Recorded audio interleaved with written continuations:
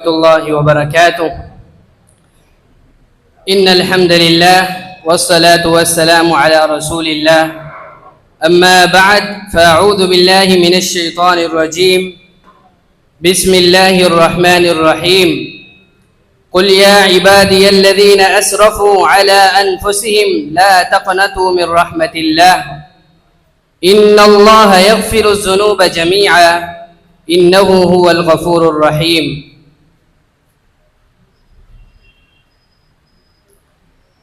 سامعین محترم، تلاوت کردہ آیت میں اللہ رب العالمین ارشاد فرما رہا ہے، قل یا عبادی الذین اسرفوا علی انفسهم لا تقنطوا من رحمت اللہ. اس میں آپ صلی اللہ علیہ وسلم کو خطاب کیا گیا ہے. آپ صلی اللہ علیہ وسلم کو اللہ خطاب کر رہا ہے، اے نبی صلی اللہ علیہ وسلم کہہ دیجئے میرے ان بندوں سے الذین اسرفوا علی انفسہم، جو اپنی جانوں پر ظلم کر چکے ہیں، گناہ کر کر کے تھک چکے ہیں، ان کی پیٹھیں اور کمریں جھک چکی ہیں. کیا کہہ رہا ہے؟ لا تقنطوا من رحمت اللہ، تم نے بہت گناہ کر لیے لیکن میری رحمت سے نا امید اور مایوس مت ہونا. ان اللہ یغفر الذنوب جمیعا، اللہ رب العالمین تمام گناہوں کو بخشنے والا ہے. انہ هو الغفور الرحیم، وہی خوب بخشنے والا اور وہی خوب رحم کرنے والا ہے. آپ اندازہ لگائیں اللہ رب العالمین اس آیت میں خطاب کن لوگوں کو کر رہا ہے؟ امت محمدیہ صلی اللہ علیہ وسلم کے ان افراد و اشخاص کو کر رہا ہے جو گناہ کر کے تھک چکے ہیں. اس آیت میں خطاب صحابہ کرام نہیں ہیں بلکہ وہ لوگ ہیں جو گناہ گار ہیں. دوسری آیت اللہ رب العالمین ایک اور مقام پر ارشاد فرماتا ہے، وَرَحْمَتِي وَسِعَتْ كُلَّ شَيْءٍ، اے میرے بندوں میری رحمت ہر چیز پر وسیع ہے. فَسَأَكْتُبُهَا لِلَّذِينَ يَتَّقُونَ وَيُؤْتُونَ الزَّكَاةَ، میں متقین لوگوں کے لیے اپنی رحمت کو لکھ دوں گا. مسند احمد میں ایک حدیث ہے، رسول اکرم صلی اللہ علیہ وسلم کا اس میں ارشاد گرامی ہے. ایک دفعہ کا ذکر ہے، صحابہ کرام رضوان اللہ علیہم اجمعین جنگی مہم سے واپس آ رہے تھے. انہیں راستے میں ایک بچہ ملا، معصوم اور دودھ پیتا بچہ ملا، تو صحابہ کرام رضوان اللہ علیہم اجمعین اس بچے کو مدینہ لے آئے اور مدینہ میں آپ صلی اللہ علیہ وسلم تشریف فرما تھے. ادھر اس کی ماں روتے روتے تلاش کرتے کرتے اپنے معصوم بچے کو تلاش کرتے کرتے وہ بھی مدینہ میں آ گئی. جب اس نے صحابہ کرام رضوان اللہ علیہم اجمعین کے ہاتھ میں اپنا بچہ دیکھا تو صحابہ کرام نے پوچھا، اے عورت کیا یہ تیرا ہی بچہ ہے؟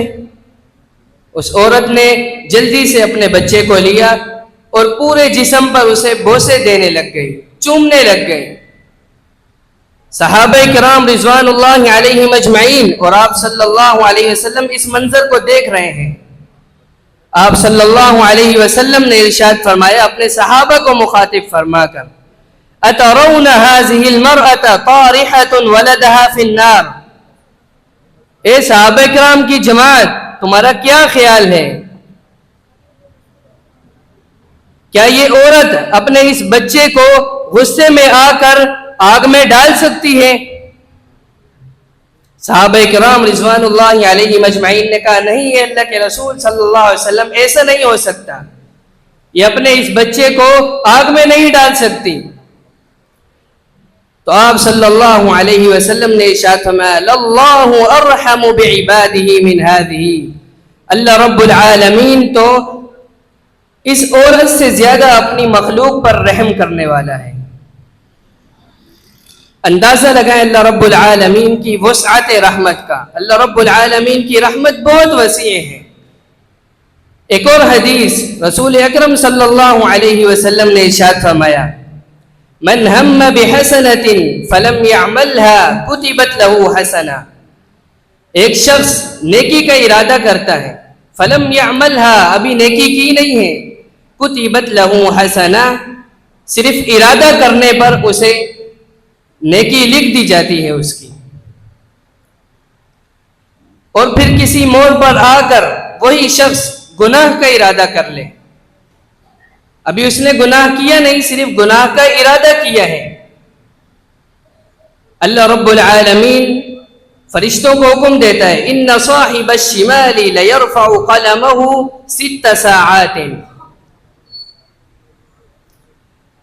صاحب الشمال جو فرشتہ ہے اس کو حکم دیتا ہے اپنے قلم کو روک کر رکھو، ابھی اس کا گناہ نہیں لکھنا. کب تک نہیں لکھنا؟ 6 ساعات، 6 ساعات تک. ساعات ساعت ان کی جمع ہے. جدید کیلنڈر کے مطابق اگر ساعات کا ترجمہ کیا جائے تو یہ گھنٹے کا بنتا ہے، یعنی 6 گھنٹے تک اللہ رب العالمین روک کے رکھتا ہے، اس کا گناہ بھی نہیں لکھو، جبکہ گناہ کر چکا ہے.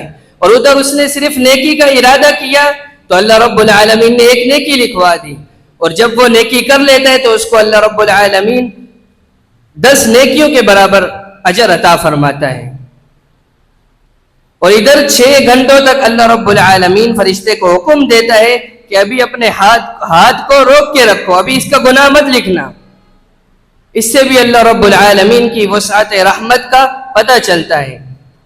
تو ہمیں بھی چاہیے ہم اللہ رب العالمین کی رحمت کو طلب کریں اور اللہ رب العالمین سے اس کی رحمت کو مانگیں.